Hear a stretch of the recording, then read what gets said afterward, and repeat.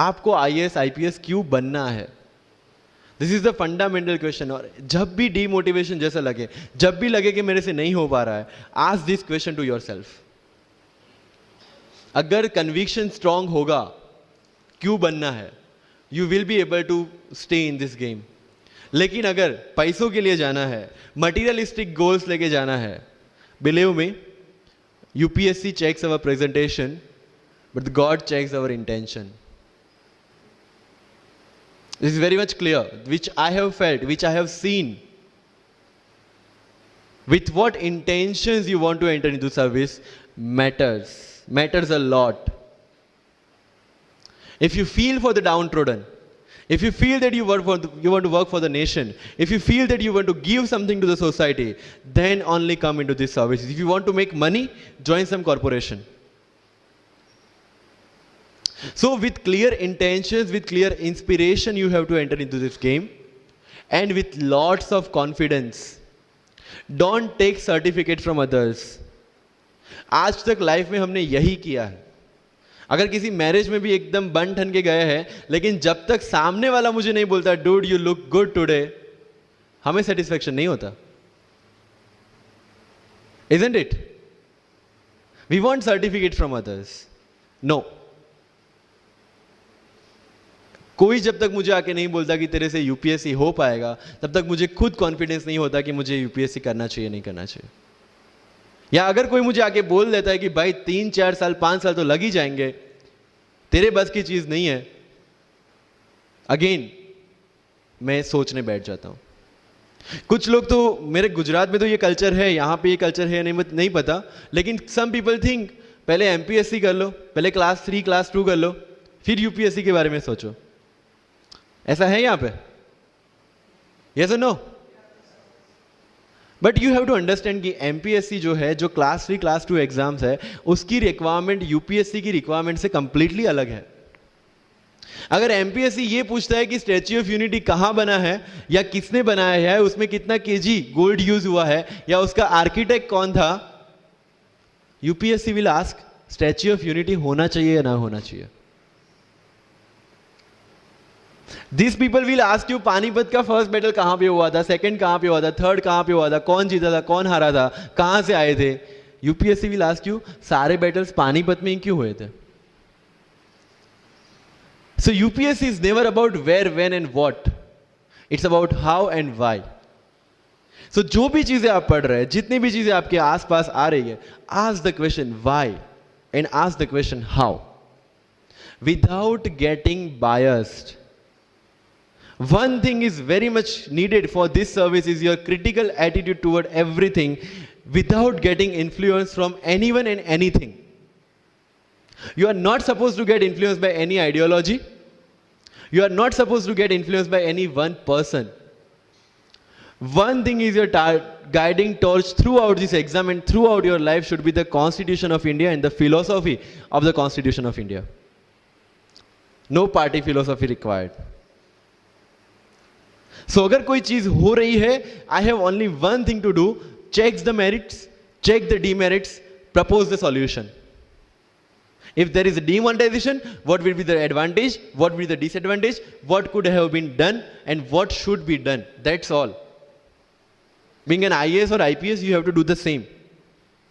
But again मैंने जो बोला कि बन के जो करना है उसकी ट्रेनिंग आपकी अभी से स्टार्ट हो गई है।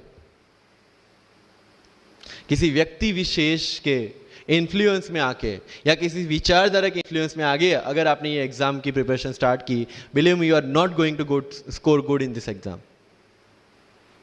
UPSC has its own checks and balances. Prelims खत्म कर लिया, मेंस में फिर से होगा, मेंस निकाल दिया, इंटरव्यू में फिर से होगा। देयर आर 3 स्टेप्स इसीलिए रखे गए हैं ताकि डिजर्विंग कैंडिडेट्स आ पाए। And if you have any reservation in your mind कि अगर मैंने मराठी मीडियम में रह के पढ़ाई की है, या मेरा फैमिली बैकग्राउंड अच्छा नहीं है, या मेरी एज ज़्यादा हो गई है, या मैं वर्किंग प्रोफेशनल हूँ, उसके साथ में कैसे एग्जाम करूँ, हर एक प्रॉब्लम के लिए we have the solutions and we have the examples जिन्होंने अलग अलग तरीके से प्रिपरेशन की है।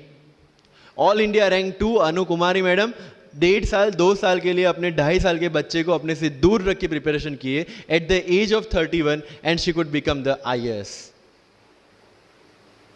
या you can take the example of Ummul Kher कि जिसको 8वीं क्लास में घर से निकाल दिया, ये बोल के कि हमारे घर में बच्चियां 8वीं से ज़्यादा नहीं पढ़ती, और उसी झोपड़पट्टी में रह के उसने पढ़ाई की, बच्चों को ट्यूशन्स दिया, 3 दिन 4 साल पुरानी रोटियां खाई, और उसके बाद भी जवाहरलाल नेहरू यूनिवर्सिटी में से पीएचडी करके फर्स्ट अटेम्प्ट में यूपीएससी में ऑल इंडिया रैंक 400 समथिंग लेके आज शी इज डूइंग IRTS की training. And with the genetical disorder की उसके जो बोन डेंसिटी है वो काफी कम है, तो आज तक 16 से 17 तो उनके ऑपरेशंस हो चुके हैं। Do we have any kind of limitations like this? कोई जेनेटिक डिसऑर्डर, या घर से निकाल दिया गया हो, या खुद मजदूरी करके पढ़ना है? No. Then what are the problems? All problems are here. अगर मैंने ये सोचा होता कि अब एक्सीडेंट हो गया, मेरे से नहीं लिखा जाता, तो नहीं लिख पाता मैं। मुझे किसी ने पूछ लिया कि सफीन हसन के अचीवमेंट्स इतने हैं, इतना सब कुछ मतलब पा लिया है, what is the failure in life? And I said there is no failure in my life, there are certain experiences in my life. If you want to make it success और failure, it's in your mind. अगर किसी चीज आपके साथ कुछ हुआ, उसमें से सीख के आगे बढ़ने का एटीट्यूड आपके पास होगा, UPSC is all yours. So वही चीज जो कहावत है, deserve before you desire. If you want to be in civil service, you have to deserve for that. If you want कि आपके घर में फॉर्च्यूनर हो, तो पहले फॉर्च्यूनर रखने की जगह होनी चाहिए, in simple words, right? So if you want to be in civil services, you have to develop that mindset. इस जो मुझे बताना है, and not for UPSC GPSC, for the entire life, कि जितने भी कंप्लेंट्स आपकी लाइफ में है, मैं यहाँ से आता हूँ, मेरे पेरेंट्स ये करते हैं, मैं वो करता हूँ, मेरा इंग्लिश अच्छा नहीं है, मेरा मैथ्स अच्छा नहीं है, ये सारे हमने अपने आप को दिए हुए एक्सक्यूजेस है। You have to find the solution by yourself. अगर इंग्लिश नहीं आता है, I can start with the 5th standard book, और 5th स्टैंडर्ड बुक से भी शुरुआत करने में अगर मुझे अपना ईगो बीच में आ रहा है, then I can not learn it at any stage of my life. Start with the 5th standard book, start listening English, start speaking English. अगर बोलने में शर्म आती है, अपने मोहल्ले के किसी 3-4 बच्चों को जो 1st 2nd स्टैंडर्ड में, उनको उठाओ और उनके साथ बातें करो। उनको वैसे भी समझ में नहीं आया और अपने को वैसे भी पता है अपन क्या बोल रहे हैं। Getting my point? तो अगर वहां पे भी अगर ईगो बीच में आ रहा है, start doing like this, start speaking. मैं 11th-12th में था, मुझे पता था मेरा इंग्लिश कैसा है, फिर भी I used to speak English, क्योंकि मुझे पता है सामने वाले को तो वैसे भी समझ में नहीं आ रहा है।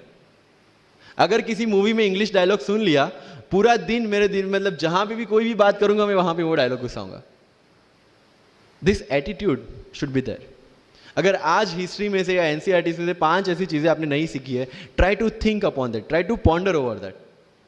ये मराठा साम्राज्य वाली जो नोट्स दी थी, try to make the summary out of it, कि कोई भी एडमिनिस्ट्रेशन को अगर टिकना है तो क्या क्या जरूरी है, किसी एम्पायर को अगर बनना है तो क्या क्या जरूरी है, कहां पे उन्होंने मिस्टेक की। They should have focused on the consolidation rather than expansion. They focused on the expansion rather than consolidation. And that is where they made the mistake. Till the time of Akbar, it was same. But later on, that consolidation comes into picture. UPSC में भी same है. Consolidate for your rud and then go for the expansion. अगर NCERT पढ़ी है तो उसको consolidate करोगे, इसमें से क्या निकला, then go for the Bipin Chandra advance books. Getting my point? So अगर आपको भी आपका यूपीएससी का एम्पायर मजबूत बनाना है, then go for the consolidation first and then go for the expansion. तो लाइफ में जो मैं कंप्लेनिंग एटीट्यूड की बात कर रहा था, वो कंप्लेनिंग एटीट्यूड आपको कहीं पे भी नहीं ले जाएगा। You have to put all your complaints aside, start preparation.